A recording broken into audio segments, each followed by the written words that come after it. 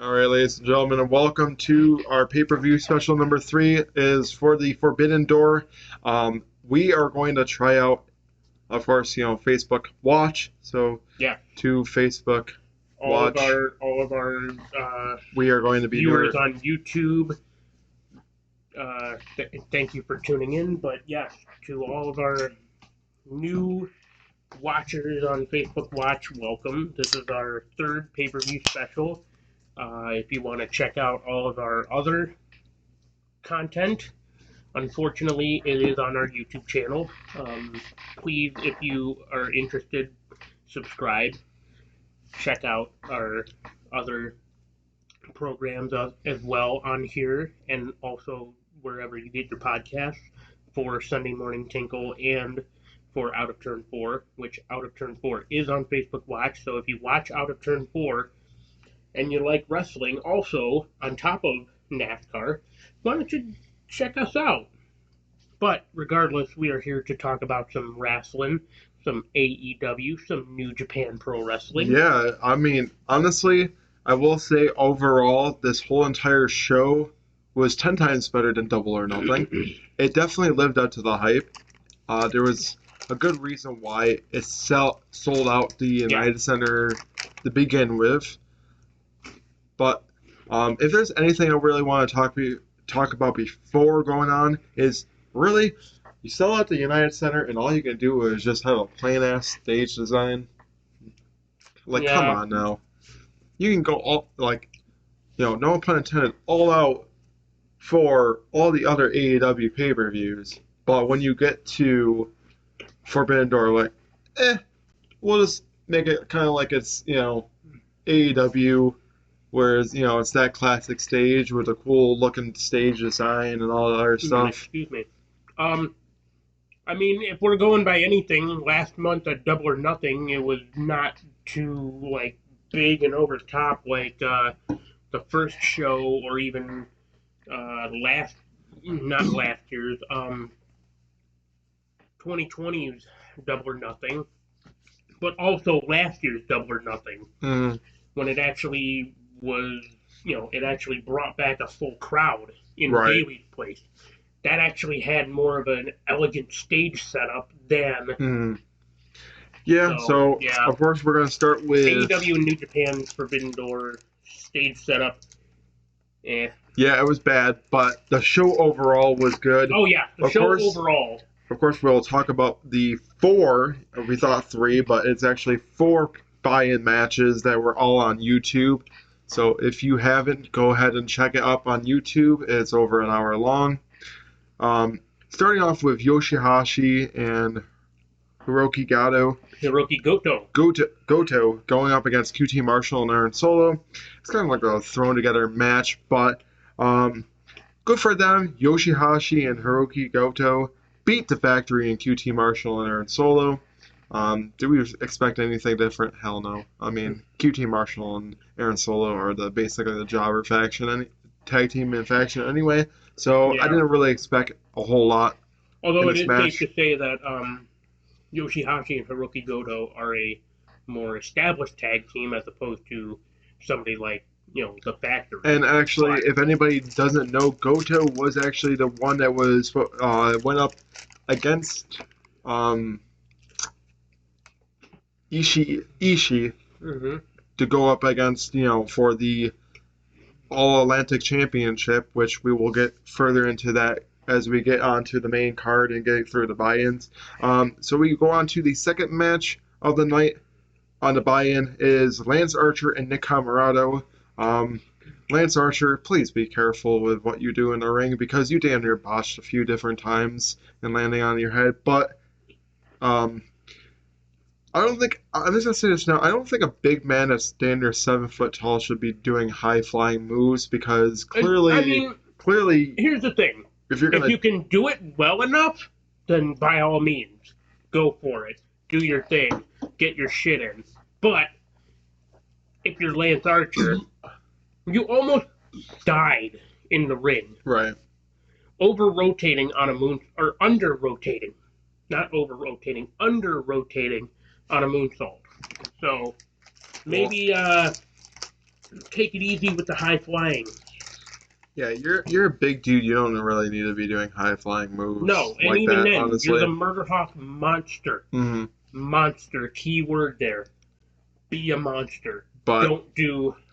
yeah, so give all the props.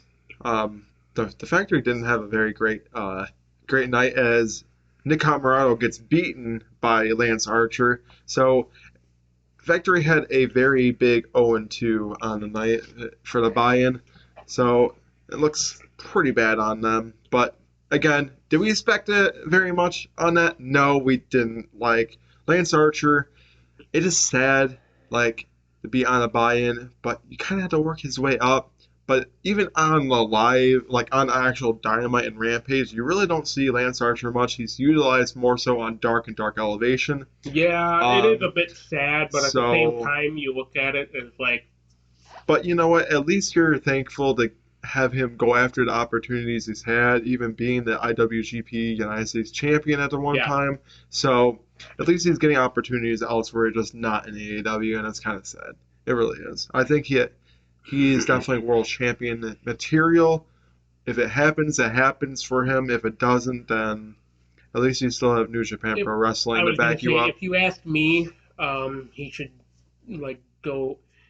I guess you could say he could go on excursion back to Japan, because that's essentially what his New Japan run like was. It was basically a training excursion, Hmm. because every now and then you'll hear about like for example right now Shota Umino, he's on excursion. Technically he's on a training excursion. His main excursion is in Revolution Pro in the United Kingdom, but he's traveled to the States to be a part of Forbidden Door. Yeah, so we get on to the third match on the pre-show. We get Swerve into Glory and El Desperado and Yoshinobu. Yoshinobu Kanemaru. Yeah, what he said, because I can't. Don't mind me. I might botch a lot of these Japanese names because He's gonna yeah, butcher them. That's why I'm here. yeah. But yeah, Swerve into Glory had a little rocky way to go into it. Of course, with Swerve throwing over Keith Lee, if you remember, with Yes, the tournament to the Casino determine Battle who Royal. was going to face off against Jon Moxley in the main event of Dynamite to see who goes after the interim AEW World Heavyweight Championship. Of course, that was Kyle O'Reilly, but to get into there, Keith Lee did eliminate somebody, and then Swerve eliminated Keith Lee in the match, which caused some tensions between both of them. Yeah, it seems And like then there both men was have some trust there was issues. some bumping of the shoulder. So honestly, in this way, I really do think that there's going to be something coming between both of them where they split. But then again, in this match, they showed that they were able to work together and do what needed to be done to get the victory. And yes, they do beat El Desperado. And Yoshinobu Kanemaru. Oh, so, Suzuki-gun. yes. Suzuki-gun Suzuki-gun Ichiban. Ichiban. Yes, so they do get the victory, but afterwards, they might have one tag team that hasn't forgotten that they aren't the best. So it looks like Team Taz aren't done with Swerve and our glory, and that's how can they be the best tag team if they haven't beaten Team Taz? Which, again, makes you wonder, yeah, they really haven't beaten Team Taz at all, so how can you call them? But the thing is, rankings. Yeah. Rankings would say otherwise there, Team Taz. They are number 5 overall. Yeah, Yes. rankings are a hell of a thing, man. So when they work, they work. So that could be another reason why they're better than Team Taz, because Team Taz, to my knowledge, I think they're 4th or something like that. So they're in the rankings as well, I'm pretty sure. But Again, who knows? I really do think that you're going to see these two tag teams face off against each other very soon. How soon? Who knows? It could be later tonight. It could be next week in Rochester, which, by the way, we are going to go to that show. It's Yeah. the second time that we're going to go see AEW in Rochester. We're very excited. Sure to be a great night. I will say, I'm thinking I already know maybe one match that might happen. It's not confirmed anything, so don't take this out of context. I really do think that you're going to see Wardlow against Scorpio Sky, TNT Championship. It's going to be the second time in a row in Rochester that the TNT title would change hands. I'm going to say that now. If it happens, I'll come on here and be like, I told you so. But if it doesn't happen and that match is not confirmed for Rochester, then I'm going to be a little disappointed because you had a change hands in Rochester before with Miro and Sammy Guevara, which was one hell of a main event match. Yeah. And why not? Why not have Wardlow against Scorpio Sky in Rochester? Come on now. It would be awesome to see. If it happens at Blood and Guts in Detroit, fine. I don't care. But I'm hoping for a good show. As far as this, honestly, I can see it happening soon between Servant Our Glory and Team Taz. If you had to think, how soon are we going to get this match? Like, If anything, it would probably be tonight at Blood and Guts. yeah, I mean, I would think so. So, If not tonight, then maybe next week in Rochester. Maybe. right. So, we get Max Caster and Billy Gunn against the New Japan Pro Wrestling LA Dojo, which, Yeah. I mean, we kind of figured that they would get involved because, yeah. And, of course, we get the whole shtick. Scissor me, daddy ass. Max Caster, man, I tell you, he definitely knows how to go after people with his freestyle rapping. But which was hilarious. Let's not forget Danhausen finally got to the Ass Boys on AEW and created the song. We are the Ass Boys. Dun, dun. We are the Ass Boys. Yeah, Dun, dun. and needless to say, Colton and Austin did not like that at all. They went backstage to chase down Danhausen, find where he is, and be like, hey, you take that song down now. We are not the Ass Boys. We are the Gun Club. Yeah, so 8-man tag team that was supposed to be turned into just a regular tag team match, which I was kind of confused about there. If but, anything, it was more like a 3-on-2 handicap. Yeah, I mean, actually, I think it was just a regular tag team match between. I saw like Max 2 or and Billy. 3 of them go into the ring. So, I wonder what made them decide to change it, because it was supposed to be 4 on 4. But then Danhausen, gets the Ass Boys to leave. So I want to know what's truly going on with that. Like, what made them decide to change up the match? Because I'm pretty sure it was all 4 of them that were supposed to compete. Of course, Anthony Bowens is still out on injury. I do like their whole entrance, like calling them the Ass Boys, and then Austin and Colton are having to get corrected by Anthony Bowens. I'm still thinking once Anthony Bowens is fully healthy, you're gonna see a feud between the Ass Boys, the Gun Club, and the Acclaimed. It's only gonna happen, but man, I tell you, right now we are seeing some awesome stuff out of both of them together. But to no surprise, Max Caster and Billy Gunn do beat the NJPW LA Dojo. Billy Gunn, I think he's about as ageless as Sting is, because that man still can wrestle even at like 50 years old. And, maybe a little juicing and all that other stuff is helping him along the way to be able to still stay in shape. But, Billy Gunn looks like he's still about 30 years old, even though he is in his 50s. I mean, that man has stayed in great shape. He kind of looks like The Rock right now. I mean, just the way that his whole body is and everything like Sure. that. So I don't know if it's writing. I don't know if it's supplements. You would have to. It's definitely performance enhancing. It probably is. And Because AEW does not that's what he have. got canned for in WWE when he was like a coach. I was for going the to say performance AEW center. does not have a They wellness don't have a policy, wellness policy, even though they probably should. But especially for Jeff Hardy. I guess they really don't care. They're going to let the competitors compete, which it's a good thing. But you also want to protect your wrestlers and not go over the edge. You don't want I'm not even gonna say it. You don't want a certain something happening in wrestling ever again, like it did in WWE back in 2007.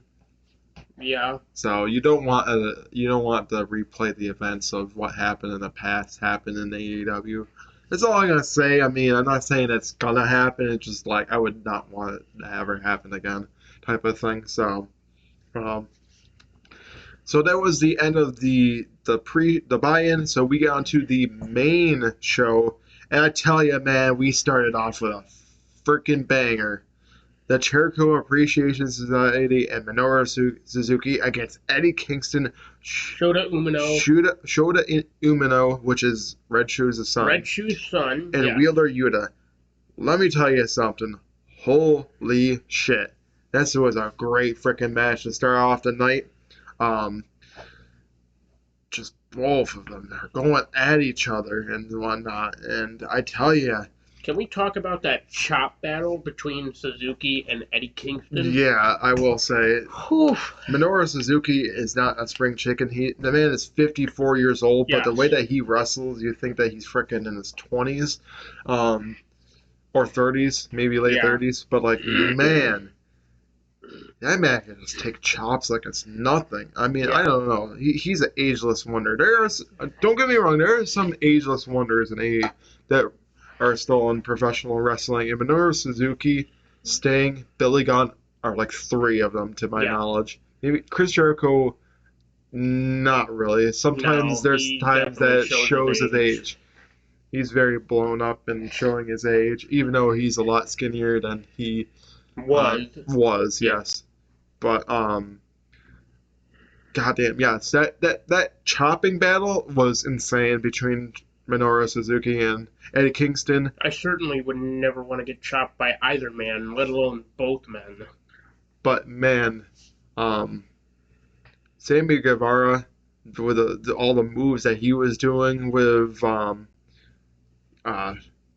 I want to say, like, the way that he was going up and wanting to do his cutter and stuff like that off the top rope, and of course, Jericho and Eddie Kingston with everything that they have going on. So, again, there is a lot that happened in this match, but ultimately, the Jericho Appreciation Society and Minoru Suzuki do beat Eddie Kingston, Shota Umino, and Wheeler Yuta to get the advantage in Blood and Guts. Now, if you see what happened in this match, and Blood and Guts is going to be happening, who do you think is going to win? Do you think it's finally going to be Eddie Kingston's group and the Blackpool Combat Club? Or do you think that Eddie Kingston is going to cost the because I always thought Blood and Guts was supposed to be 5-on-5, not 6-on-6. It usually is 5-on-5, so but this instance it's.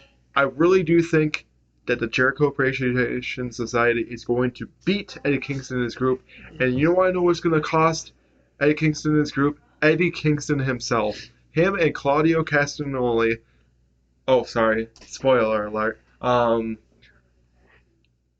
Hate each other. Yeah. Real life beef. Of course, we'll get into that. But hate each other. So I really do think that in Blood and Guts, we are going to get some bad blood between both of them. I think Eddie Kingston is going to be the one that's going to do it. But if you're, we are pro wrestling fans right now. Yeah. Not gonna lie, back in the day we were sports entertainer fans, but right now we're pro wrestling fans. Yeah. If you see this and you've seen the real life Heat, you better have it fucking all out. No rules, anything goes. They beat the living shit out of each other. Book it, Tony Khan. There you go. Book it. Because, I mean, after all, that's how... Get them to end their real-life beef and have them compete against each other at after all, that's what happened with... that's what happened with CM Punk and Eddie Kingston. So, yeah, what better way to have the two men squash their beef with each other than to dish it out with one another. The whole reason they have beef with each other in the first place, so I've seen, is because they had that rivalry in Chikara, which ended with Claudio signing with WWE, and Eddie Kingston is like, he was ducking me because he didn't want to put me over.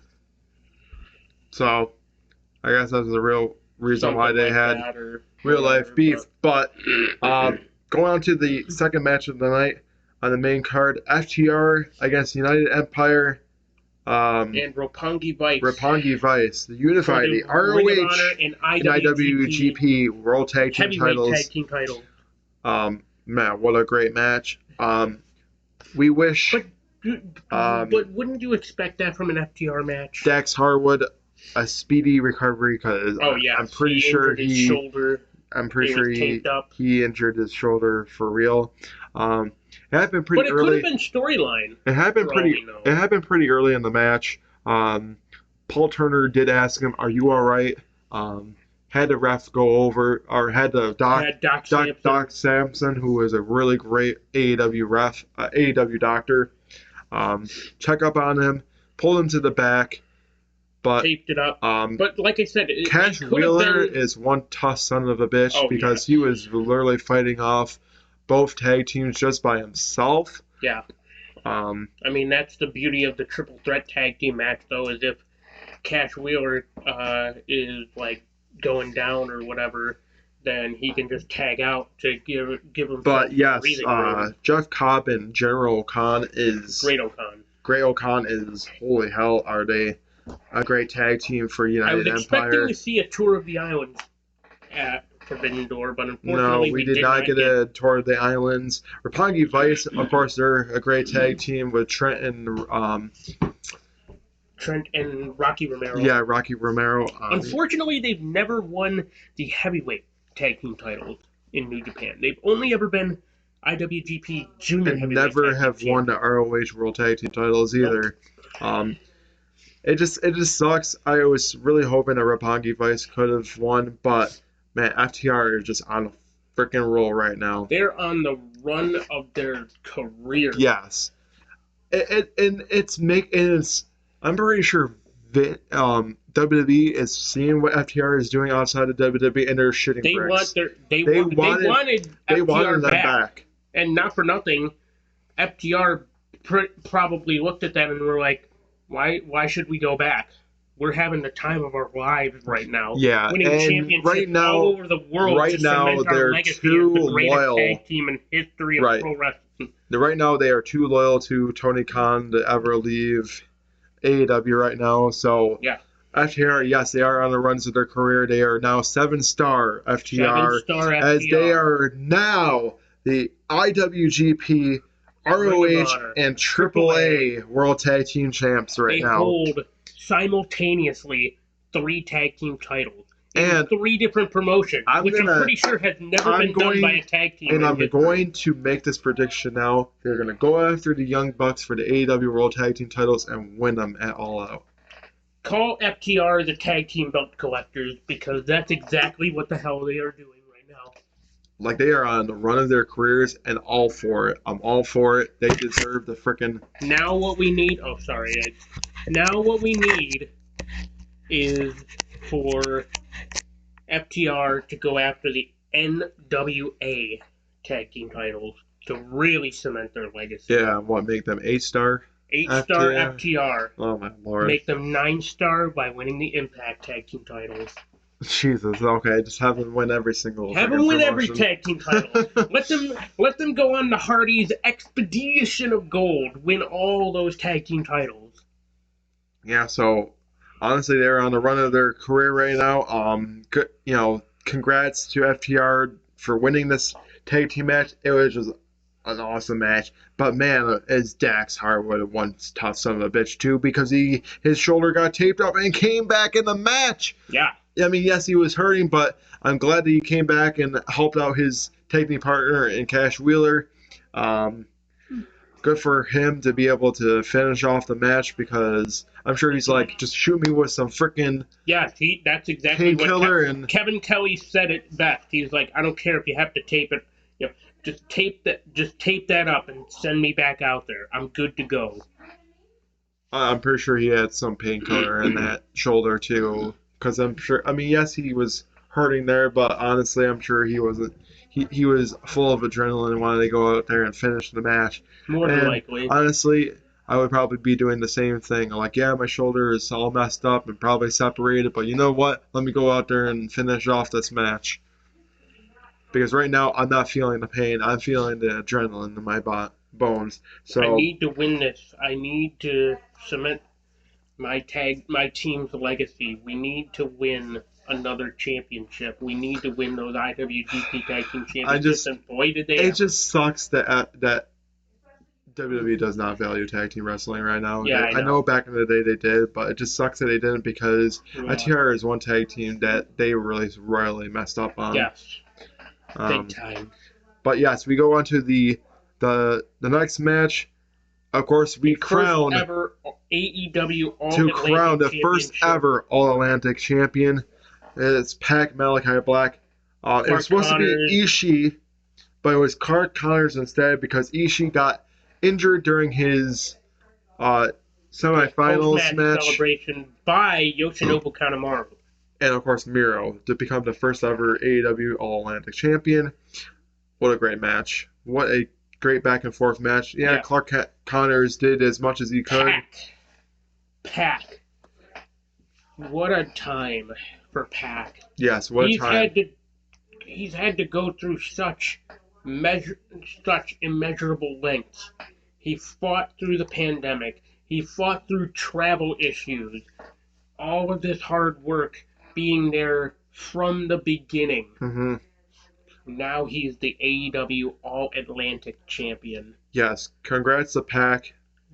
But now, it's never easy to have to defend win a title in a singles match, but doing it against 3 other men, that takes some courage right there. But now raises the question of what international talent now could we see in either AEW or New Japan, for that matter, go up against Pac for the All Atlantic Championship? It's very interesting what they're going to do with this championship. It's a very interesting concept for a championship also. I will say I kind of like the idea of adding another championship, because now you got more ideas. More opportunity. More opportunity as well with having international talent. With all the international talent. Honestly, I hope this is a title that only international talent can go after. I mean, I'm sure that's the idea, and that's why they had all those. It would be nice to see American guys probably win it too. Kind of like how people like that. When the European Championship was out for the WWE, you saw American guys winning the European Championship too, not just international talent. But I think this one should be left for just international talent. Yeah. Because there's a lot of international talent that's on that roster that people can go at, that talent can go after for that title. So, if it ends up being the total opposite, I'm fine with it too. Because it's another title, it's another opportunity for other talent that doesn't get much, screen time, can go after a championship. Same thing with the TNT title and whatnot. So now you have 3 singles titles on the men's side, which is nice. and then only 2 for the women's side, which I'm glad that AEW has decided to add more championships singles-wise for both sides, because now women's have 2 main titles that they can go after. Men have those main titles they can go after, plus the tag team titles. I'm just wondering when we're going to get those damn trios titles. Oh, I think it's going to be happening a lot sooner than you think it is. Honestly, I know. Oh, red flag, too many championships. No, honestly, I think it's a good thing for AEW to have too many championships, because at least they can do it the right way. Yeah. And then because there's a lot of trios out there that can go after them.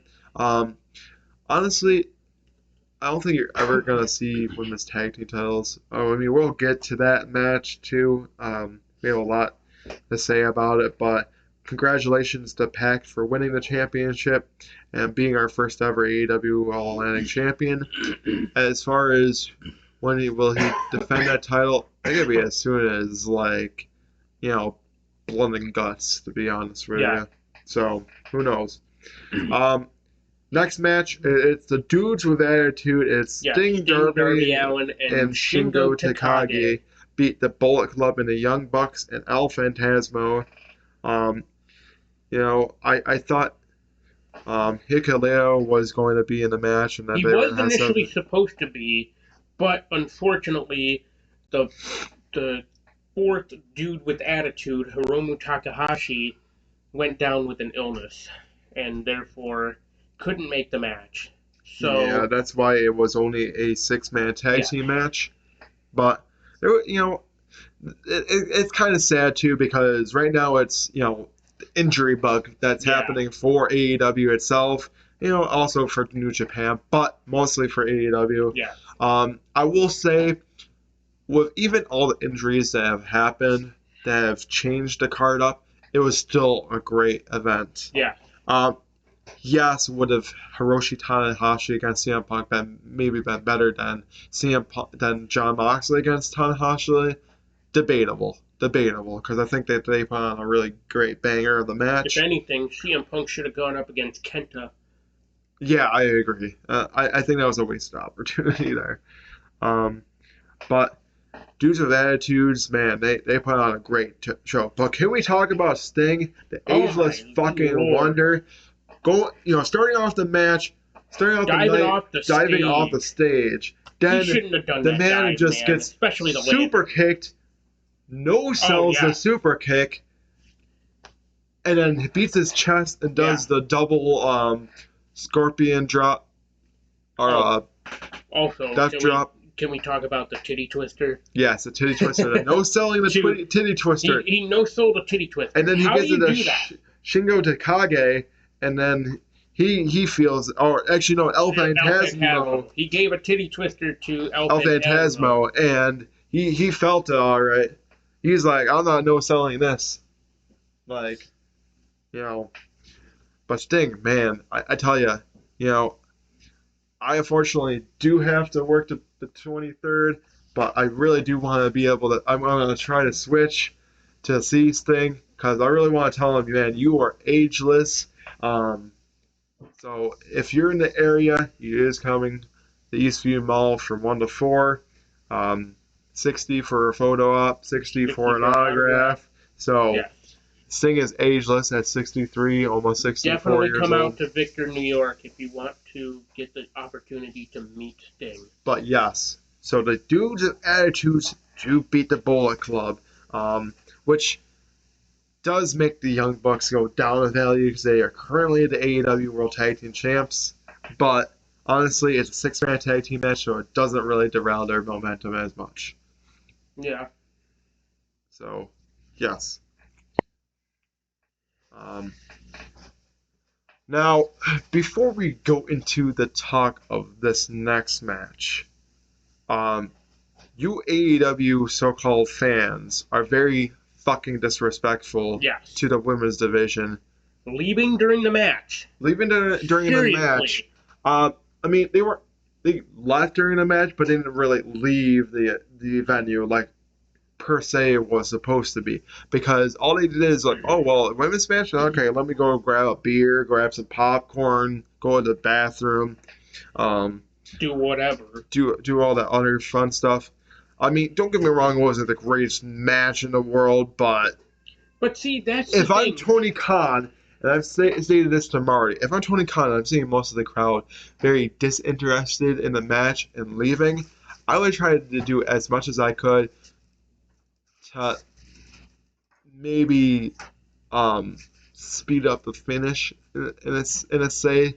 Um, they kind of did prolong it. It felt like it was like at least 10 minutes of a match. It was good for It was what it probably was planned to be a 10-minute match as it is, because Thunder Rosa and Tony Storm did beat the living hell out of each other. They did everything that they could. I thought there were some moments that that Tony Storm was actually going to beat Thunder Rosa and win an actual main world championship in her for the first time ever, but she was not able to, as it was Thunder Rosa that beat Tony Storm to retain her AEW Women's World Title. But let me tell you something, fans. All of you leaving, getting out of your seats, and making it look like it's empty. It's just very disrespectful to the women's division. They are as hardworking as the men are. Yeah, and not to mention, these are the same fans that were bitching and complaining that they wanted more women's wrestling on AEW, yet here you are, you're getting a women's world title match on a pay-per-view, and you leave. You're not even there for the match. I get it. It's an AEW match that's on Forbidden Door. And you want to see AEW versus New Japan going up. But the thing is, there is no women in the New Japan for wrestling. It's Stardom, yes. It's technically, Stardom, yeah. If you want to think this could have been NJPW versus AEW because Tony Storm did come from Stardom. Yes. But it just, I don't know. It just, I was so pissed off about what was happening during the match. Yeah. Everybody didn't feel invested. They weren't really cheering much. That false finish, everybody standing up, they're probably like, "Yay! It's finally gonna be." "Aw, you gotta be kidding me!" type of thing. Mm-hmm. It's just like, I don't know if I like it. Damn shame. I understand it. It did really kind of bring down the night, a little bit because all the other matches beforehand were great. And then you get heading this one, and everybody's like, but see, that's not with that any great. pay-per-view, really. If you ask me, any pay-per-view is going to have one match that sticks out as oh, nobody's really going to be interested in this, and that was this match. But to literally just walk out of the arena not of the arena, but just walk out in view of the match, right? And yeah, I have no respect for that. I really don't There's either. no place for that also. So yeah, it was a really shitty thing that was happening for that, honestly. And honestly, I get it. They don't really get many matches on Dynamite and Rampage, and they don't get much in a Wednesday night feel anyway. Maybe 2 matches where the men get the majority of them. But still, at least make the effort to be invested in it, even though it's not the greatest match, because they're trying their hardest. I get it. It's not maybe the best. I bet you if you had Athena against Jade Cargill, it probably would have been better invested than Thunder Rosa and Tony Storm. But still, at least make the effort to be invested in the match, even if it's 5 to 10 minutes long. Still clap and be entertained for what is happening in front of you, because it just didn't feel right. Yeah. But let me tell you something. Afterwards, we did get one hell of a banger of a match. Will Ospreay and Orange Cassidy. Oh, holy shit! Yes. These two went after each other. It started off with Orange Cassidy, of course, doing his signature, putting the hands in the... Orange Cassidy proved in that match that he can hang with even the best of them. Yeah, he can. When he gets serious, he gets serious, and he definitely got serious in this match with Will Ospreay. It got a little confusing because it said that he was the IWGP United States champ, but then Juice Robinson was claiming that, like, I claiming, never no, lost this belt. I am the rightful champion right now.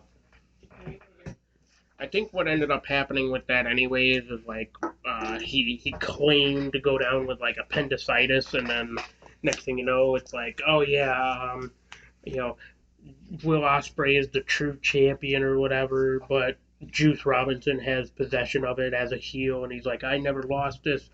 I had to go down to appendicitis and all this stuff. So Right. I don't know. But man, yes, these two men went after each other. I mean, you got a little comedy and you got a lot of serious in there too. Yes. So, but ultimately, Will Ospreay does beat Orange Cassidy to retain the IWGP United States title, but is Shibata the next challenger to Will Ospreay? It kind of looked like so. Katsuyori Shibata. So, Will Ospreay might have him next in mind, but I'm pretty sure Juice Robinson's gonna have something to say. Shibata. So who really knows? Of course, we did say his name, but the one who actually replaced Bryan Danielson and is the newest member of the Blackpool Combat Club is the Swiss cyborg himself, Claudio Castagnoli. Yes. Man, this was a crazy match. Oh, crazy match. The way it started out made you believe that, holy shit, is Zack Sabre Jr. about to get squashed? Yeah, I thought at first it was going to be a squash match, but then he kicked out. It's like, okay, it's not going to be a squash match like it was, rumored as such. But well, it wasn't rumored. It was just like I ended up seeing something on the internet that potentially it could have been a squash, and then it's like, it's actually not. So. But man, Zack Sabre Jr. is one hell of a manipulator in the ring. He is a very technical wrestler. Yeah, he used joint manipulation to the fullest extreme. Oh, yeah. You thought freaking Butch was a joint manipulator. No, Zack Sabre Jr. takes it to a whole different extreme. Yeah. I tell you what, if Butch was ever actually, you know what? I want to say his actual name. Yeah, it's a freaking Butch. It's Peter Dunne. I mean, Pete Dunne. If those two were ever to go after each other, it would be one hell of a technical match. I think they have before in like the British Independence, but like. But let me tell you something. Imagine it being on These two men stage, like went after each other. Zack Sabre Jr. was attacking any kind of sort of limbs that Claudio had on him. Claudio was trying to go with the swing, but could only do like 5 because his arm was hurting him because of the way that Zack Sabre Jr. was attacking him. I just want to see him swing somebody to 100 again. I'm sure it could happen, but it probably won't happen on live television. Maybe like on a. Somebody mentioned it before on Twitter, and it's one of those like things of like it's satire, but at the same time it's like, it was like, oh, I just want to see the day where Claudio swings somebody as Dynamite ends, and then it opens up Rampage. Oh, that would be awesome! Actually, I would like that. Yeah, but then somebody made a good point of like, oh, well, what about all the people watching on Friday that don't know that like they tape Rampage like right after Dynamite or whatever, so people would be so confused. And think that Rampage is live when in fact no, it's actually just taped. So yeah, I mean, there's some times where it's live and then other times where it's taped. You can tell when it's live and when it's taped there's the. But there will be a thing on the top of the. Even with everything that Zack Sabre Jr. was throwing at Claudio and attacking him and trying to tear his limb off his damn body, Claudio Castagnoli does beat Zack Sabre Jr. in his AEW debut. Congratulations, Claudio. Of course, he will be competing in Blood and Guts, like we did say.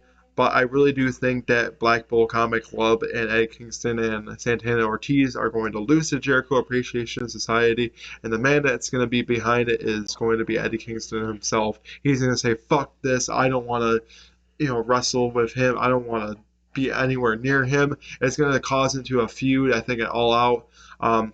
Because what better way? Tony Khan is the fucking genius. He is not stupid. He knows exactly the bad blood that both of these men have, and he's going to use it to his advantage and create a storyline heading into All Out. And I think it's all the best. Of course, All Out, it will be Sunday, September 4th.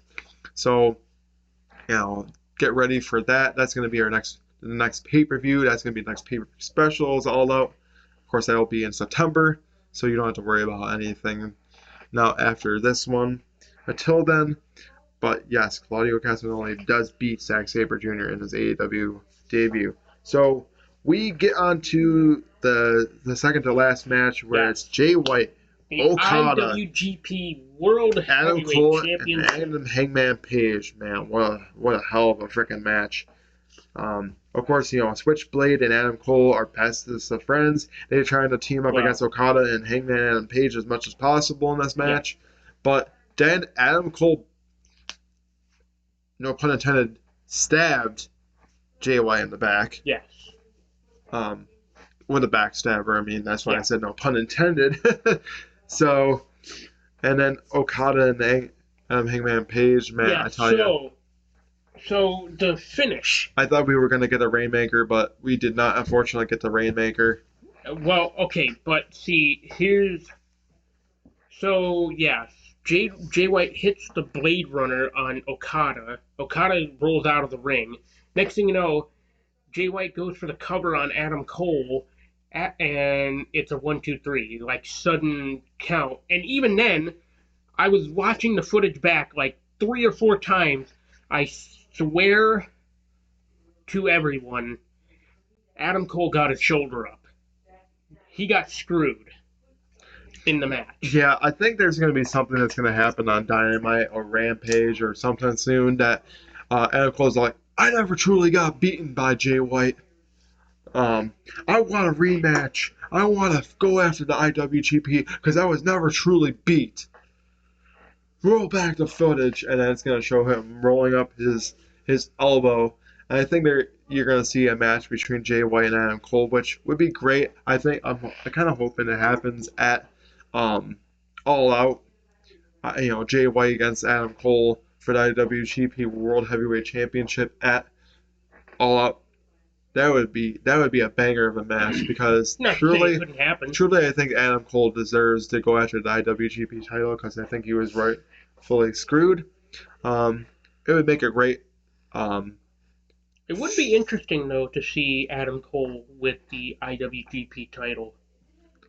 It would, but I don't think that I don't see him beating Jay White honestly. No. But it would take a lot for somebody. Yeah, to beat it Jay would White. Be interesting. It was a weird way to finish the match. I wonder why they decided to go that route because he didn't do any real move to Adam Cole. He kind of just like pinned him 1, 2, 3. It was just like whoa. It was a very sudden, controversial some fans in the crowd was like, "What the hell is this? Yeah. Like, what's going on here?" It was a very controversial finish to say the least. Yes, it was. So now let's talk about that main event. Oh yeah, Jon Moxley and Hiroshi Tanahashi, the ace of professional wrestling. Go Ace.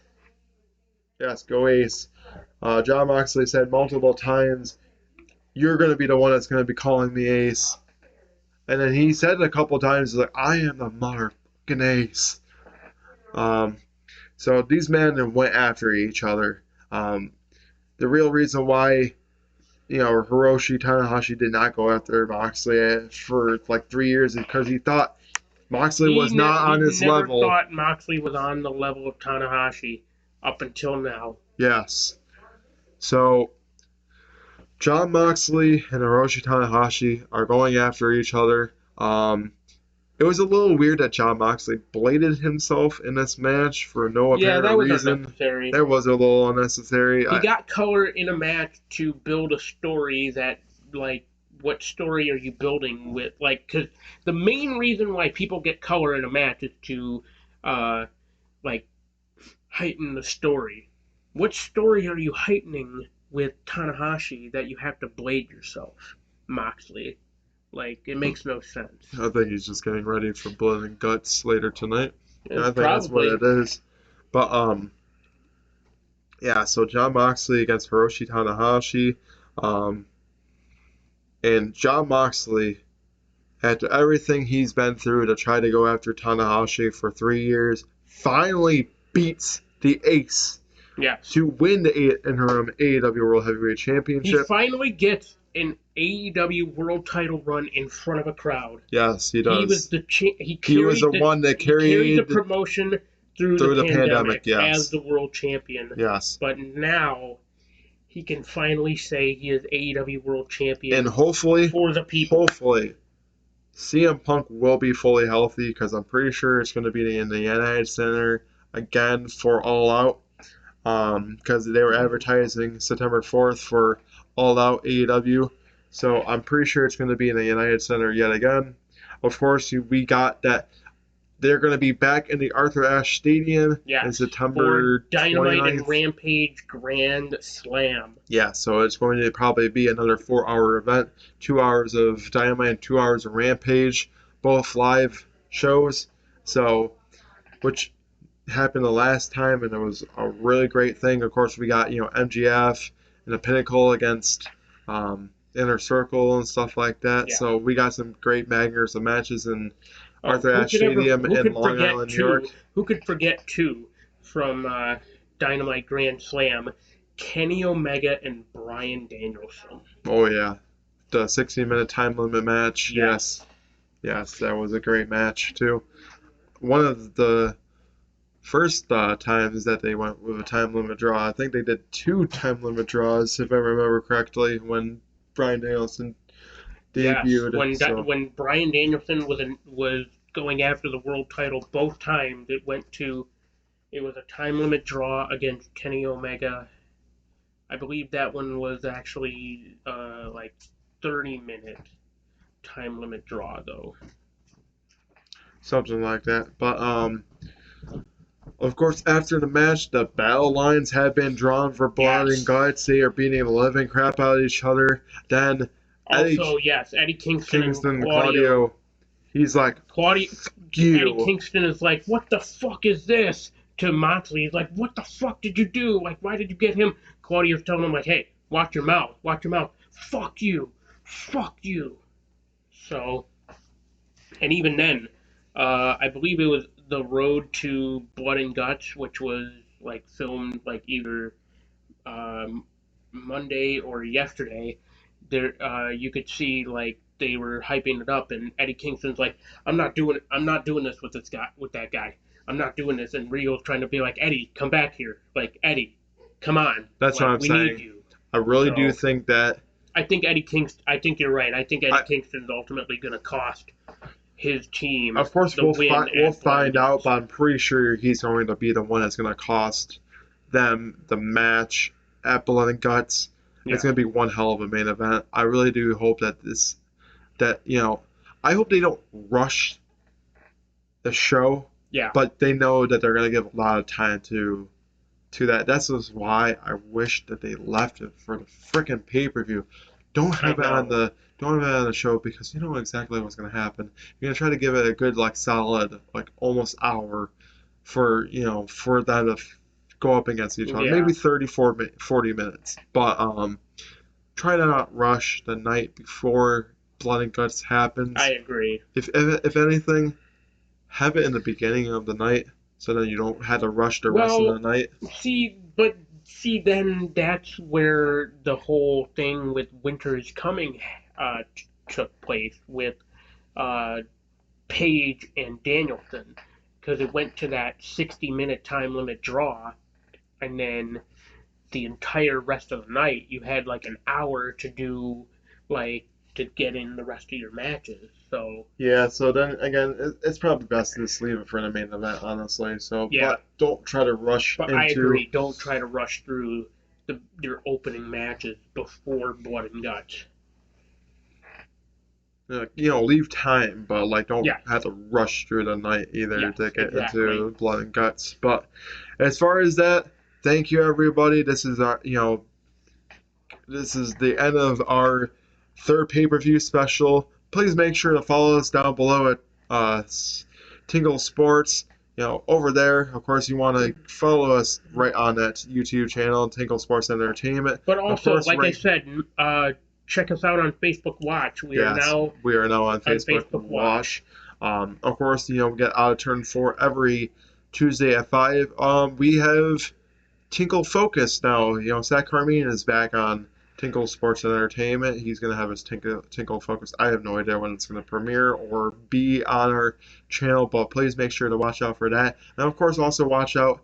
We will have our last episode for season 2 as we're wrapping up, NBA free agency, the Stanley Cup. We have new winners. Congratulations to the Colorado Avalanche. You are now our 2022 Stanley Cup champs.